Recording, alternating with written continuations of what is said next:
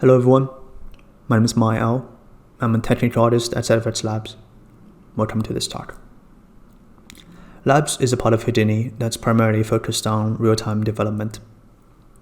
We also do a lot of prototyping of tools, education, consulting, support work. The main objective of Labs is to lower the learning curve of Houdini, improve the quality of life of developers, and bring Houdini's technology into the real-time dev environment. So in this talk, I want to cover what we've been up to in the past year, as well as share with you our plans for the future, particularly with regard to servicing the next-gen development. So we can start with the future. Next-gen is already here. It is tremendously exciting. It brings a lot of new features and technologies, but also the challenges along with them. So at Labs, we want to identify early on some of the key aspects of challenges so that we can plan and create tools that properly address people's concerns and the practical problems they may run into. One of the problems that immediately stands out is the huge increase in the complexity of geometries. So because the rendering pipeline and the hardware can support much higher fidelity nowadays, that also means the people who create and process these assets needs to deal with this complexity at every stage of the pipeline. So we wanted to make sure that whatever tool we're going to be planning and building can properly help people in these key junctions of the pipeline. Using photogrammetry as an example, there's a lot of increased demand for visual fidelity and also just general increase in the availability of scanned asset. That means more people are using photogrammetry assets, and they have a different pipeline compared to traditional modeling. Sometimes a lot more cleanup needs to be done, a lot more procedural solution needs to be built. Just the size and scales of the challenge prevents certain manual operations that might be possible in the past and no longer possible or practical in today's environment or in the future. Relatedly, it's not just the complexity of the individual assets that's growing, it is also the size and the richness of the world, which means more open worlds, more assets to be created, and more complex dependency needs to be managed across the map. So these worlds are not only applying to games, it's also being used for autonomous vehicle or other kind of projects that needs to replicate a real world environment. So we already have in Labs a solid tool set of world building tools, but we definitely want to invest more time into that and to expand our toolkit that's particularly related to world building. Third one is just about the fast evolution of technologies. It's like it's with breakneck speed nowadays how fast the technology evolves in the CG industry, and it may be kind of tough to keep up.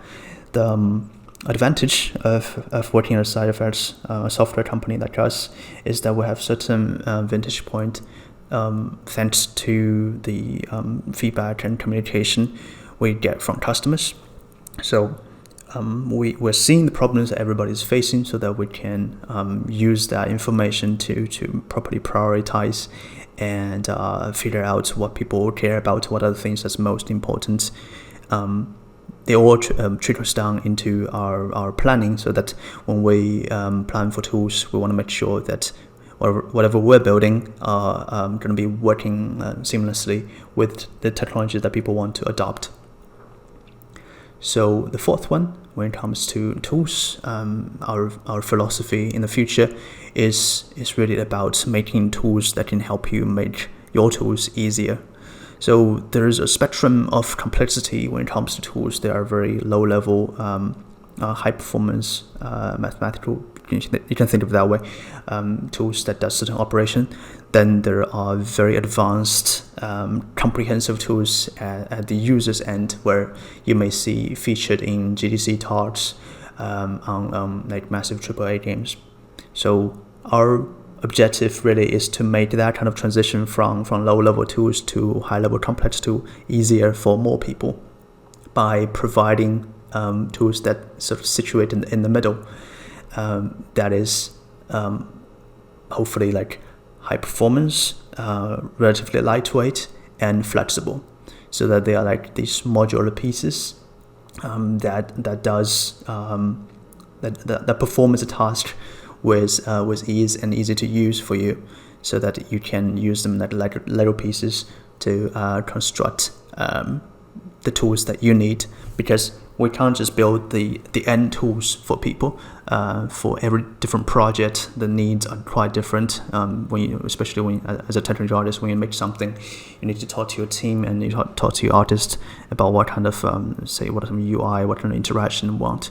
So it's really like impractical for us to make super finished tools that just does one thing. So instead, we want to make the modules.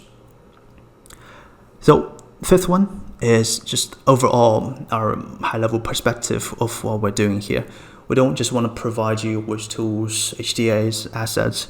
We wanted to provide you with solutions. We recognize that pipeline is a complex and continuous entity. There are many junctions within it, and many unknowns can arise at places.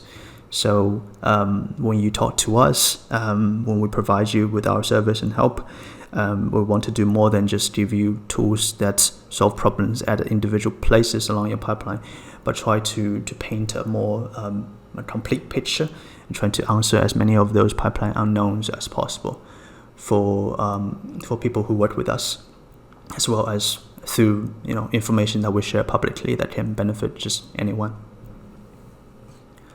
Now I'd like to move on to a recap of our tools from the past year.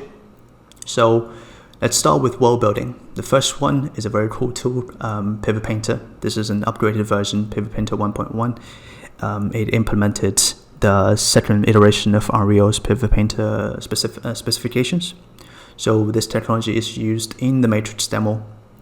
What you're seeing here is the individual pieces of geometry. Their pivot and rotation data are encoded in geometry or in texture. So that enables a lot of flexible manipulation in shader in real time. Another very popular tool is building tools. Lots of different studios have their own building tools, and of course, we also want to provide something either you can use directly or you can use as a blueprint. So what we're trying to do here is to improve on the first version by giving you more flexibility that manipulate different patterns and different corner pieces, that kind of control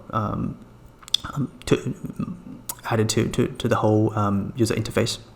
So for instance, one of the highlights we have is describing pattern using easy to write syntax. As you can see a little bit of that in the user panel on the right side. So the syntax can just a few words that describe a pattern or describe the asset to be placed when certain pattern arises. So that really give you a normal flexibility when it comes to building like an organic looking procedural building. Building Generator was was developed at the same time as the Project Titan, and so is this tool, the Cable Generator. Cable Generator 2.0 has a lot of cool features, such as you can draw a curve and generate complex cables around the curve. You can use geometry to guide it, and you can use attachment points to drape cables between them.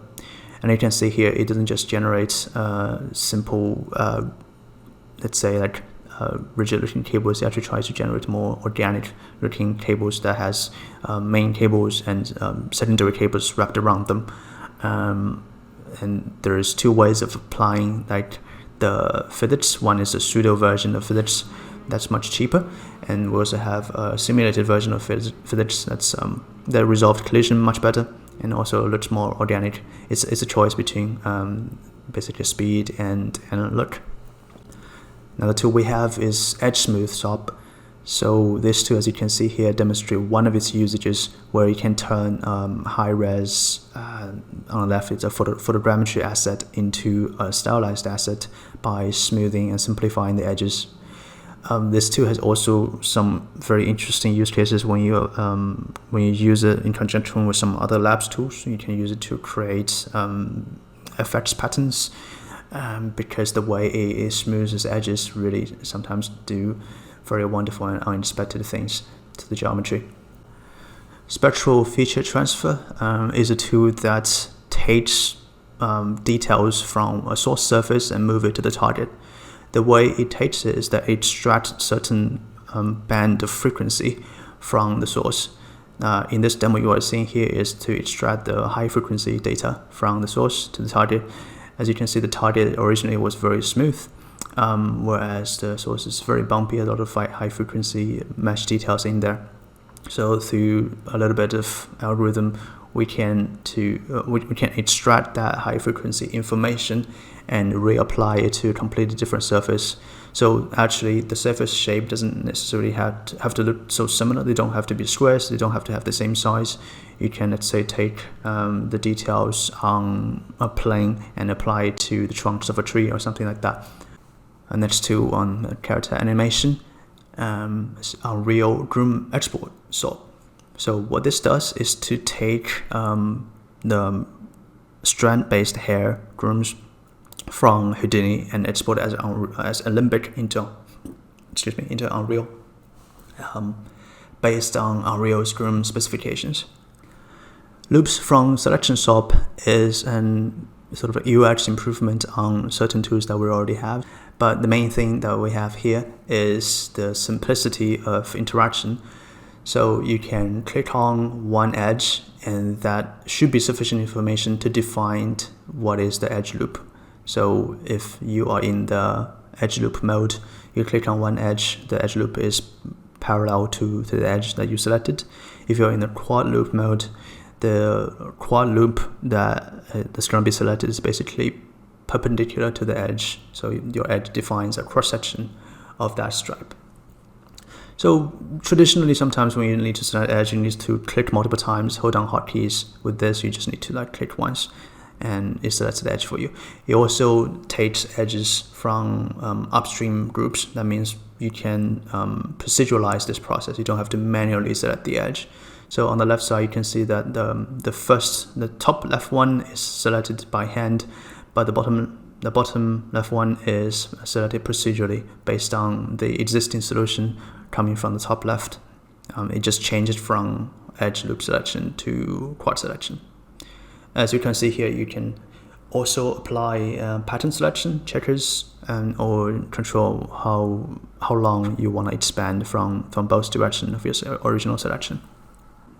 On the geometry land, another interesting tool that we have that simplifies sort of the export process into Houdini engine is this instance attribute SOP.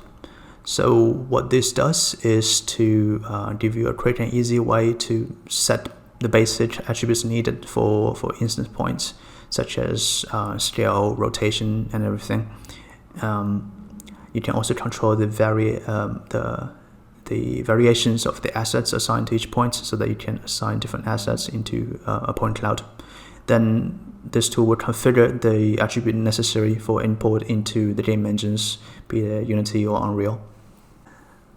This tool came out of customer feedback. So one day, one of our clients was asking us about a way to prevent a tool from cooking for too long. Let's say like a UV layout or something you expect it to normally cook for 10 seconds, but in some rare cases it end up cooking for 15 minutes and still keeps going. What if you have that tool left running overnight and 10 hours later it's still running?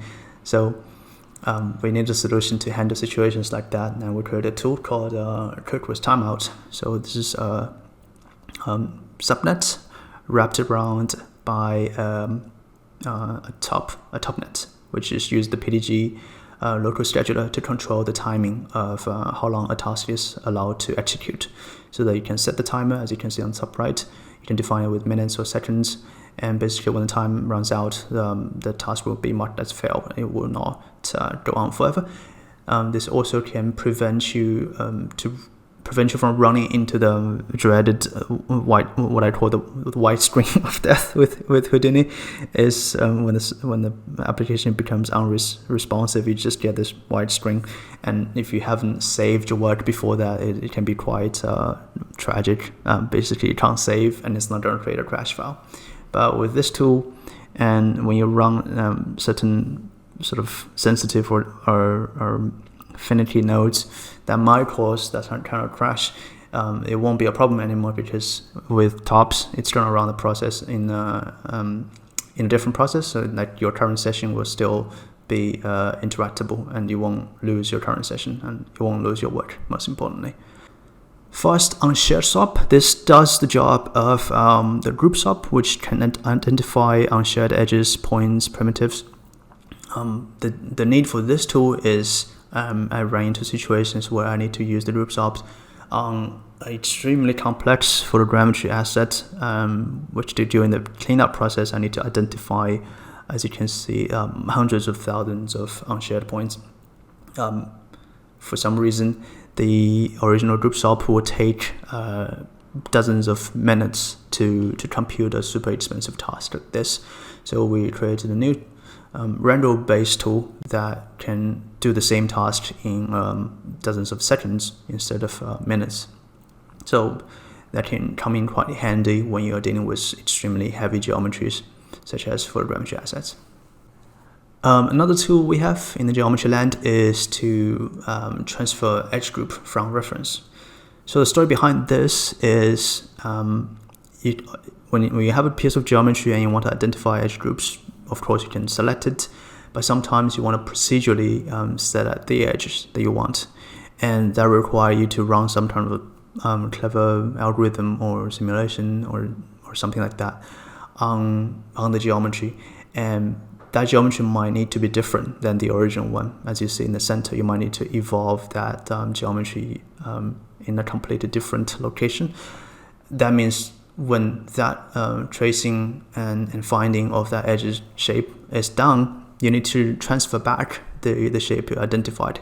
So the white thing you see in the center is a exact copy of certain edges that you see on the left, but we need to somehow transfer the edge identity from the right to the left. So this is what this tool does. It's a lightweight solution to do this. There is an existing tool called Edge Fracture that does similar thing, but that one primarily is used to fracture tools, and it has more functionalities and more expenses inside of it. The edge group from reference SOP is a more lightweight one, which just transfers the edge group identity from a completely separate geometry back into the original one, and you can use it to do whatever you want once the edge group is identified.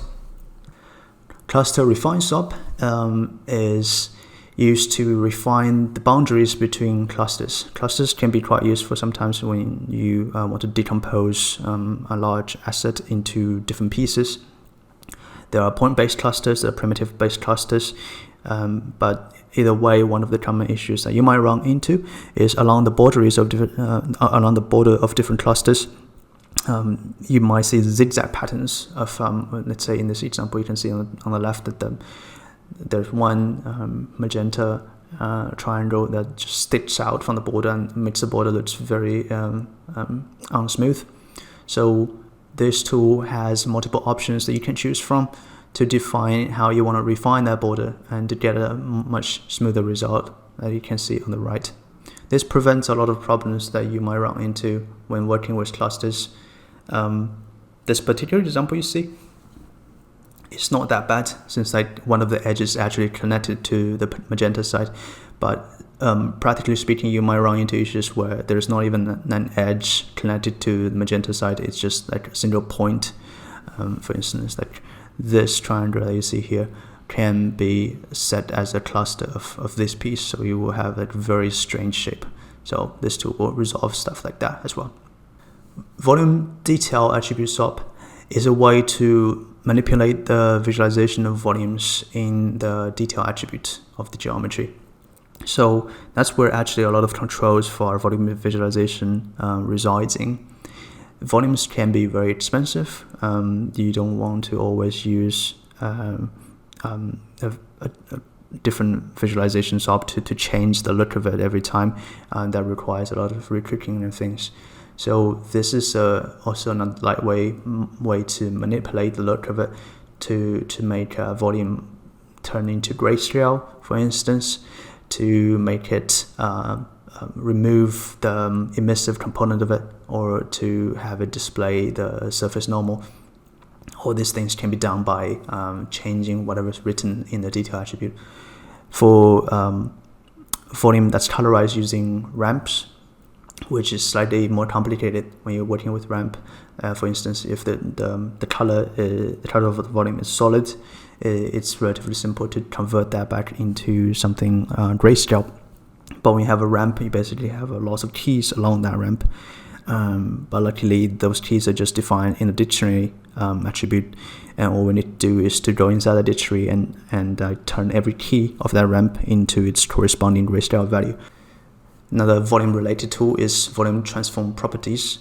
This is about a hidden secret inside Houdini volume, that if you have a velocity field and you want to rotate the whole geometry, if you want to do that in the geometry level, for instance, you will need to make sure that the velocity field is of a certain type. It has to be VDB, and it has to be contravariant relative vector. Like, that sounds just like that's a word that artists probably don't want to care about. So we have this tool developed for you to make sure that there is an artist user-friendly interface that you can understand, that this tool make your volume transformable, so that if you want to rotate it in any way, the velocity field will adapt correctly. We also receive a lot of community contribution. Labs is an open source toolkit, so we welcome people's contribution. So this is one of the great additions by Joe Rivera. Hope I pronounced the last name right. SUPERFORMULA. It's using SUPERFORMULAs to generate very interesting patterns. Could be great for design or motion graphics, or just any cute things you want to make. So SUPERFORMULA is pretty straightforward. Another contribution by Richard C. Thomas. This is polyslice SOP. You might have seen this one. You may have seen this one already in the non-chip Houdini 19. It's a high performance tool that you can say stratify the geometry. This is the first version. I know that Richard is working on a more fancy version currently that does way more than just stratification. It creates interesting patterns on the surface of the geometry as well. So maybe that will come in the future too. A second nice tool by Richard is polywire UV SOP. So this has, to understand it, it has a basic similarity with the sweep or polywire, where it creates a geometry around curves. But what this tool does very well is to manage the UV along that geometry, to make sure that they tile properly, the density and everything can be controlled based on your liking. And the UVs are also laid out in a way that makes animation very easy. As you can see on the right, you can just do animation based on the UV coordinates and create this effect of the pulses traveling from the trunks to the branches and further down the line. A similar tool to polyslice but different is SCALPEL by Owen Hines. So this one is a high performance tool that does things sometimes will be too expensive to do with Boolean.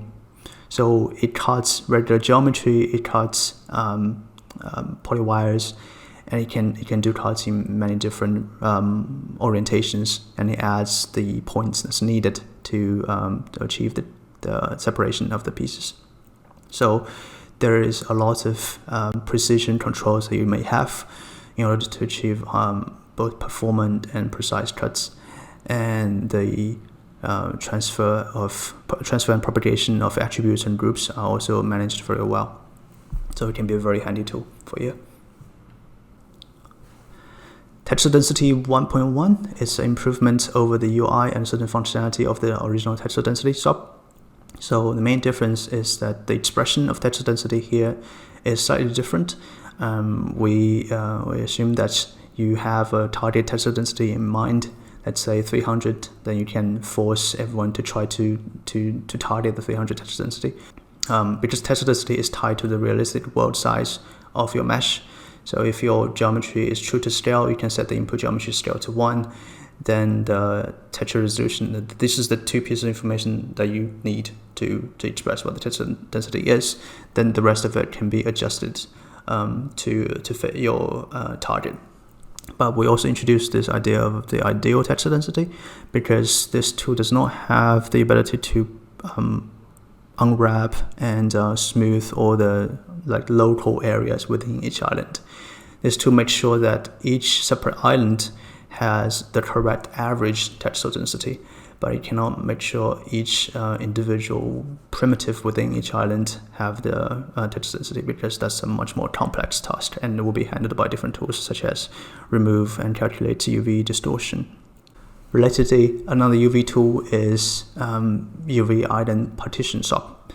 So if you remember previously, we talked about how we want to make tools that makes bigger tools, and this is one of the component tool that's used in the previous texture density tool. So one of the things we do with the texture density SOP is that if you want to pack the result of your islands into UDIMs, you might end up with certain islands that's bigger than what can be fit into one UDIM after the texture density adjustment. So in which case we have the option to break those islands into smaller parts, smaller partitions. So we use cluster to compute sort of a naive partition that you see on the top. The result of that is, despite what you do, you might end up with some very jagged edges. Depends on the input geometry. So for some very intense geometry like this one, the jaggedness of the edge is quite noticeable. What the UV island partition SOP does well is that it will run a more sophisticated algorithm on the pathfinding, so that the final result path is optimized and smooth, as you can see at the bottom. And you can compare the top and bottom for the difference. UV remove overlap SOP tackles a very tough and persistent problem where if there are certain UV primitives within the same island folding on top of themselves, it becomes quite difficult and challenging to remove them. So you can see them in the viewport through a visualizer, but to actually remove them is a different task. That's what the task what this tool is trying to handle. It's basically on the geometry level, rather than a visualization level. This tool will try to identify the primitives that's affected by an overlap. Then it will try to rip those affected primitives apart and pack them smartly. It does a two-step process. The first step, try to just pack the islands that's found to be overlapping each other. Then if the second step, if the result of the first step still present certain UV overlap among themselves, then we'll do the second step, then basically blowing the still overlapping primitives to pieces so that they definitely don't overlap anymore. So the colorful islands you see on the right is the removed and repacked islands that's originally overlapping. Now, when it comes to look development, we have some new tools too. So creative material itself is not a new tool, but what's new to this is the introduction of material override attribute. It's a different type of implementation that's more flexible. We have basically a dictionary attribute that describes that's for instance that you can see in the bottom that you have a bunch of keywords. That's the thing that defines a common need for certain things. For instance, like the base color texture. Then you have an expression or a value that describes what that is. Then in order to change up your material or make your material compatible to a different type of description by a different shader or something, you just use the matching between this common keyword and the unique values that you might have in the different shading model you're going to be using. because this is a new version, sometimes it can create certain compatibility issues with other older tools that use the older version of Quick Material. So on the top right, you can see there's a switch to original material button. In case you need to work with older material, just click that button and it will go back to the older version. When it comes to pipeline and input and output, we're happy to introduce the JSON exporter, which is sort of an upgrade from the original CSV, because JSON has a more easily readable and more robust way of describing data. You can still basically you're still dealing with the export of point attributes, but through JSON you can make the reading of this attribute much easier in the engine side once you import the data over there. Also did another upgrade of volume texture export sub. So this works directly in conjunction with volume texture shader inside game engines. What's new here is the ability to export color density, and SDF fields. So it's not just a grayscale volume now, you can get interesting color result directly from Houdini and import it into the game engine.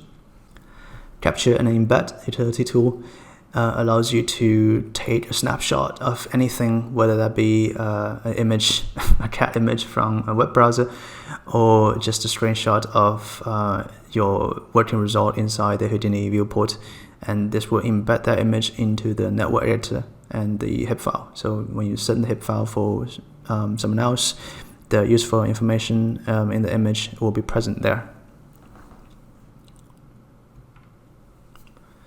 The Node to Network Origin utility tool allows you to easily organize your tool if you, like me, have a little bit of OCD about your cleaning up your working environment.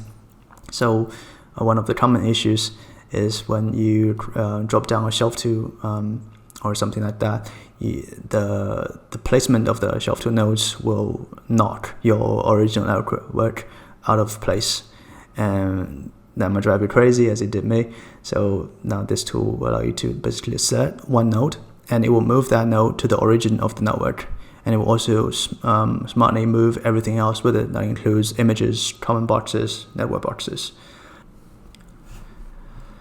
There's also Show in File Browser utility tool. This is a right mouse button menu that you can click on any file parameters you can see in the interface, and this will navigate you to the Explorer where the file is located. Now we're done with the tools that we developed last year. I want to talk about an exciting new feature we're going to present to you guys is the SideFX Labs public roadmap. So what this is a platform for you to see what things we've been cooking, what things we've been planning, and what's released. And it also has this nifty feature of submitting ideas and casting votes on the features. People who are familiar with the roadmap of Unreal Engine or Unity 3D, you've probably seen this already. We do want to use the same the tool here, so that we can more effectively to get direct feedback from people and to evaluate the priority of the tools that we have queued up. So feel free to do that. When it comes to commenting on individual tools, you can vote or leave a comment. You don't have to leave a comment. So just to clarify. So yeah, we're always here to help, and we want to improve the ways we talk to the customers. So that's why we're introducing public roadmap. That's why we're going to continue to do our station, and we also have a Twitter, SideFX Labs. One other new thing we're considering is to do a YouTube live stream, maybe on currently we're thinking on a monthly basis, where you get to meet the Labs team folks, and we will talk about what new tools we've been developing in the intervening time, and you can ask questions and all that good stuff. Of course, we also have the long-standing SideFX forum, the real-time part of it, where you can submit questions or bugs that that forum is really for getting support from the community as well as from us. And we'll also obviously encourage you to use the proper support SideFX email address to submit any sensitive information or any proper bugs you want us to log. That does have a lot of value if you submit bugs through support. That way we can properly track them and have more visibility internally of what's going on. So thank you for coming. That is the end of my talk.